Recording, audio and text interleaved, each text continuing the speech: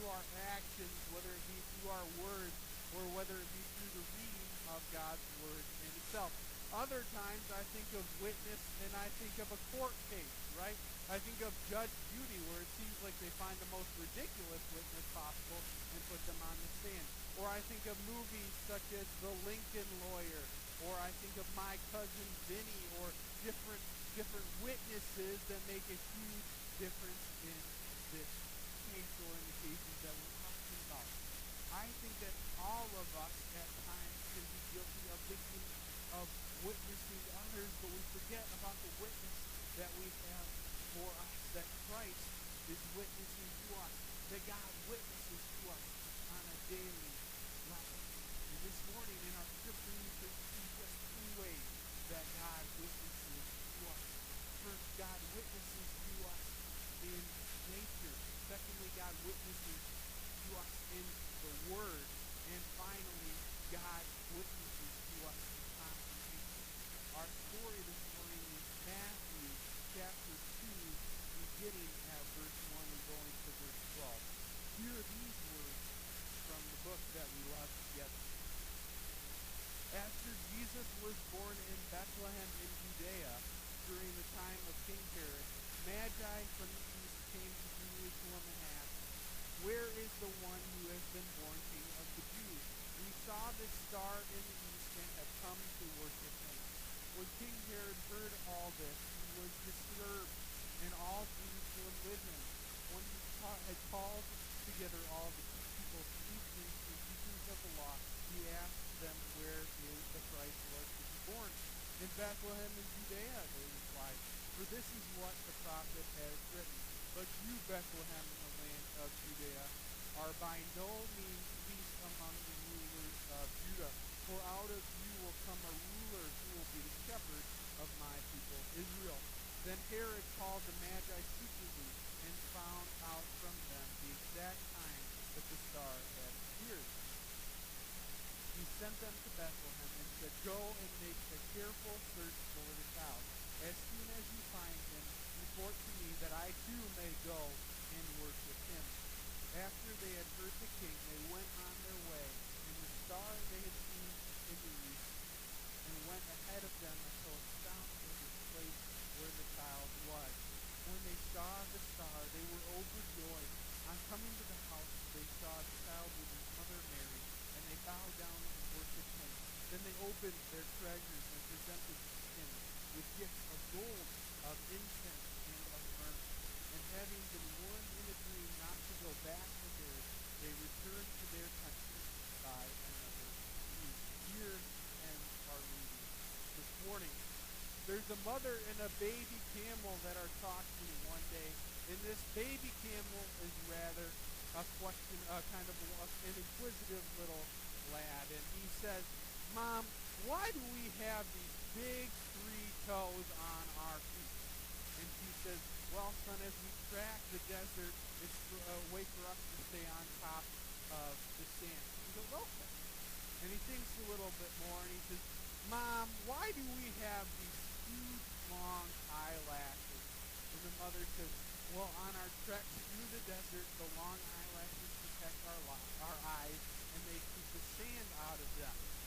And so finally the camel has a third question, and the mom is getting rather irritated at this point, and he says, "Well, Mom, why do we have these big, huge humps on our back?"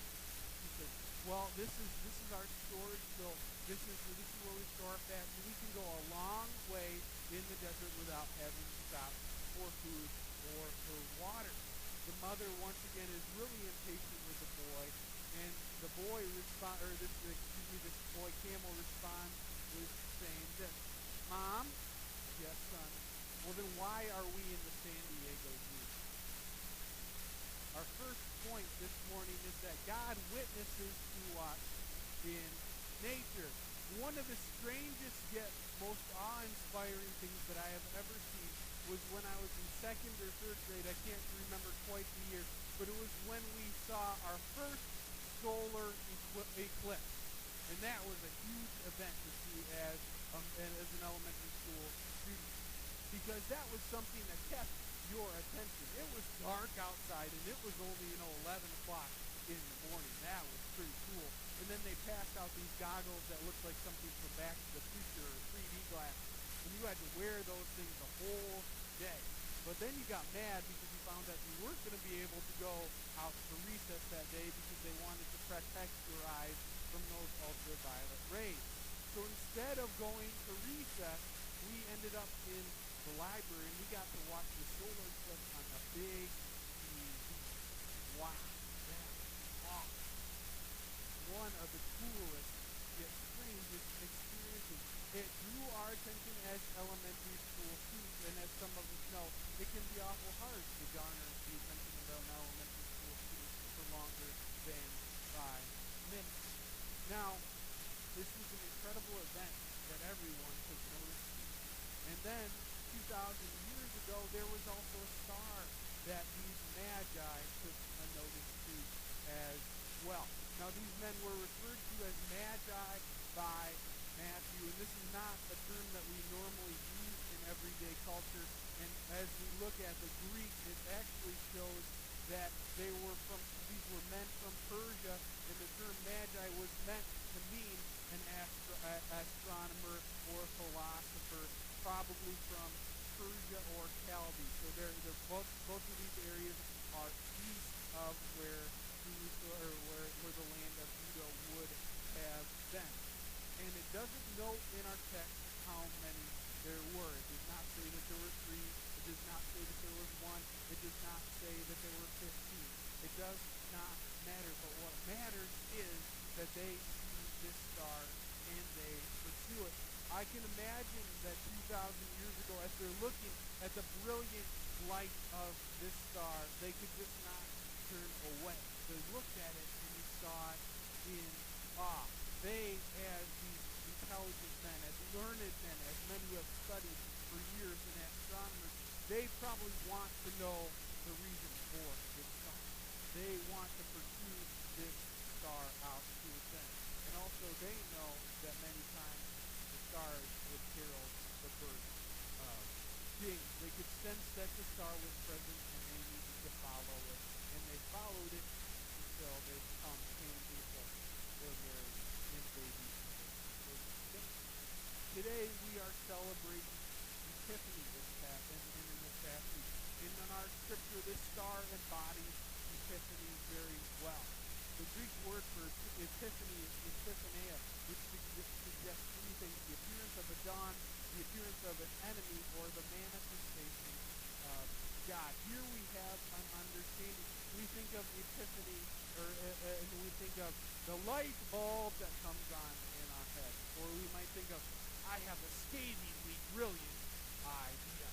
We think of all different great illuminations in our minds and in our text. And they had seen such a great light. They had seen such a great witness that they just had to see who they were for, where God is coming in this. Once again, these men were scholars. They weren't just as everyday people, but they had to come and they had to see it. Now, as contemporary scholars, they look at this, and one commentator puts it that it was more likely a comet or a meteor than it was a star. One said this may have been a planetary conjunction, a supernova, or something purely supernatural. But yet, God made it clear and wanted to bring these magi to Bethlehem. No, he didn't appear to them in a dream. He didn't have an angel come to them, but they followed through nature. It was the prophet Balaam in Numbers 24:17 prophesied this: I see him, but not now. I behold him, but not near. A star will come out of Jacob. A scepter will rise out of Israel. John Calvin writes on this saying, for since astrology is undoubtedly confined within the limits of nature, its guidance alone could have not conducted the Magi to Christ, so that they must have been aided by a special revelation of the Spirit. I do not go as far to say that they received no assistance from whatever the arts, but I affirm that this would have been no practical ability had they not been aided by a new and sword-bearing revelation, they had an epiphany like John. Do we remember that God witnesses to us in nature? Do we sometimes ignore the stars and the signs that God is giving to us in nature? Are we willing to pursue those stars in our lives? There are two older men and friends that met after many years. One who was very successful over the years and did very well, went to college and was a very wealthy man. And the other one hadn't attended college and never really amounted to much. And as they're talking with each other, the one that was very successful was asked, how has everything gone for you? And he said, well, this is the successful one, opened his Bible one day and he said, I pointed down at my Bible and I saw the word oil. And so I decided that I would invest in oil. And as a result, the oil did really, really well for me. And boy, did the well gush. And then another few weeks later, another few years later, I opened my Bible again and I pointed down and I saw the word gold. And I invested in gold and it did very, very well. And now I'm about as rich as a Rockefeller. And the friend who later went home to his room in the hotel that night pulled out the Gideon Bible.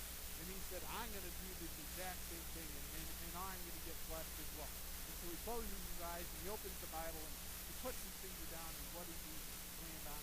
Chapter 11.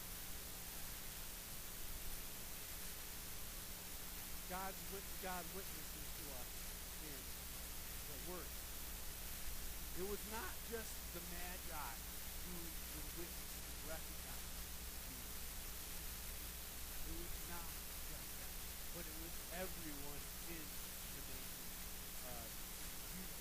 This word came to Herod most of all. King Herod was the man in charge at this time, at least in his mind. He was the man. He had acquired great wealth over the years. He had acquired many, many splendid things. He was known for building amphitheaters. He was known for restarting the building of the temple. He built fortresses. He built palaces, and he refurbished many different things. He was a great guy, right? Absolutely not, unfortunately. He was the puppet king. He was placed there by the Roman Senate. He was practicing Jew, but he wasn't from this area. He was a ruthless king. He murders 3 of his sons, 1 of his wives, his mother-in-law, his brother-in-law, his uncle, on top of the many babies that we hear of later on in Matthew's account of the gospel. His demonstrations and his actions show great paranoia. Some scholars even suggest that Herod may have trembled more than others because he actually perceived that he was reigning in opposition to God himself. His biggest calling, perhaps his biggest reason that sets him on edge is because he knew that he was reigning in opposition to God, and he saw this in the scriptures. Herod calls in these chief priests. He calls in all the scholars. He calls in the priests, and he says, what is going to happen with this baby after the Magi had spoken with him? And they go back to Micah 5:2, which says this, but you, Bethlehem, in the land of Judah, are by no means rulers among the rulers of Judah, for out of you will come a ruler who will be a shepherd of my people, Israel. God was speaking to the prophet Micah, and the people were beginning to take notice of him and of Christ. Our text reads that the prophet says, Bethlehem in Judea. The actual scriptures read Bethlehem Ephratah, which is actually designated Bethlehem in Judah from a northern Bethlehem that was located in a tribal area of Zebulun that was designated. So it was specifying this Judah. And when the scripture passages Micah is quoted, it appears that at the time Bethlehem was not very significant. It was not a great city by any means. But as it grows a little bit, it does become a city of importance, although people of Bethlehem won't ever actualize it. They won't realize it. They, in fact, will incur more suffering as a result of Christ coming their right way.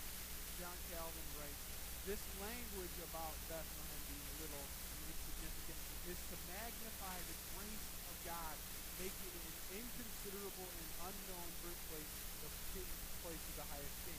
Bethlehem received this distinguished honor, but it was of no advantage to its inhabitants, but it brought upon them heavier destruction.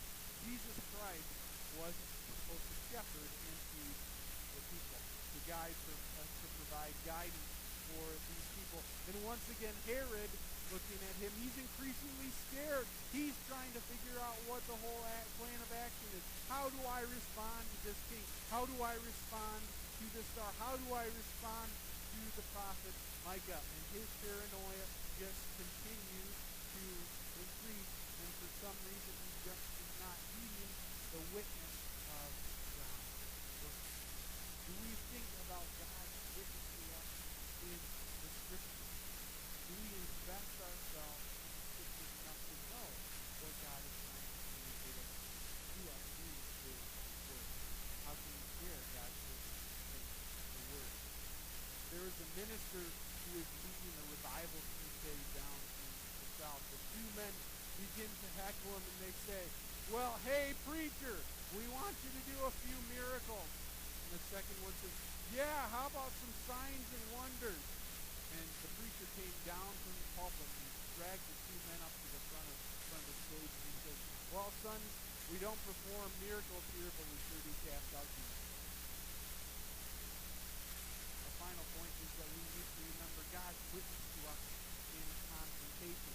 When we think of confrontation, or at least when I think of confrontation, I think of conflict. I think of newscasts where they say, well, these two groups of gangs have had a series of confrontations over the past week, which escalated into whatever. Or you think about confronting your neighbor, or a confrontation that needs to happen at work. But in this way, it's not so much the meeting of opposite forces, it's not so much the meeting and a fight that occurs, but this is in the context of a revelation, that a confrontation, a meeting happens, and it's a very important one to happen. Now, I don't want to so much destroy our Christmas pictures and many manger scenes that have been painted over the years, but as we look in the Scriptures this morning, we see that the Magi visit the baby Jesus not at the manger, but at a house. So this is, as the scholars are looking at this, the baby might have been born approximately a year before the Magi actually get to see Jesus. And there are other ways that this fits in with the Scriptures as well. And as the Magi come and they see this baby, there's nothing overtly kingly about him aside from that star.